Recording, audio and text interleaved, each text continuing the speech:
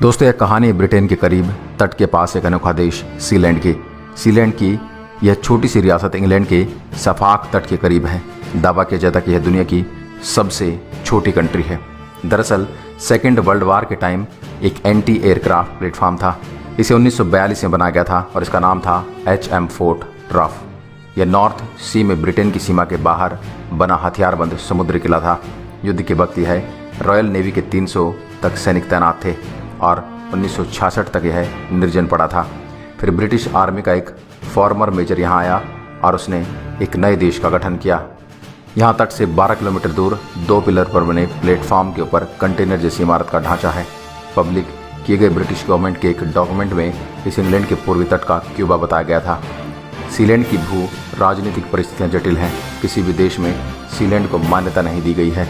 Britain ने इस platform को युद्ध के टाइम अपनी समुद्री सीमा के बाहर अवैध रूप से बनाया था, परंतु उस वक्त किसी के पास इस पर ध्यान देने की फुर्सत नहीं थी। ब्रिटेन के पास मौका था इसे नष्ट करने का, लेकिन उन्होंने इधर झांका भी नहीं। दशकों बाद सीलैंड अब भी अपनी जगह पर ही है।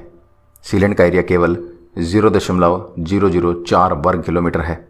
छोटे देश आकार की हमारी धारणा को बदल देते हैं, लेकिन सवाल ये कि लोग इतने छोटे देश का गठन ही क्यों करते हैं।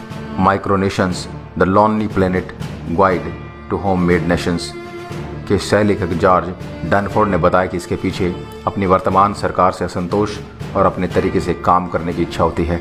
सीलैंड का विशेष मामला है क्योंकि यह लंबे वक्त से बना हुआ है और यह कानूनों से बचता रहा है।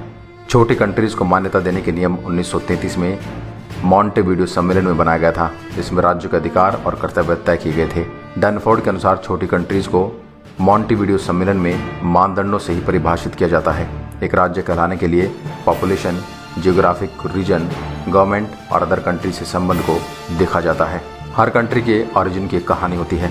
सीलैंड की कहानी 1965 में शुरू होती है, जब प्रिंस माइकल के पिता पैडी रॉय बेट्स, जो ब्रिटिश सेना के पूर्व मेजर थे, उन्होंने रेडियो इसेक्स की स्थापना की। उस टाइम अवैध रेडियो स्टेशनों की पॉपुलैरिटी इतनी बढ़ गई थी कि ब्रिटिश सरकार को 1967 में समुद्री प्रसारण अपराध कानून बनाना पड़ा। उसका मकसद एक ही था, उन सब रेडियो स्टेशन को बंद करना। मौका देखकर बैट्स अपने रेडियो स्टेशन को HM फोर्ट रफ्स पर ले गए। यह ब्रिटेन की समुद्री सीमा से दूर इंटरनेशनल वाटर्स में था।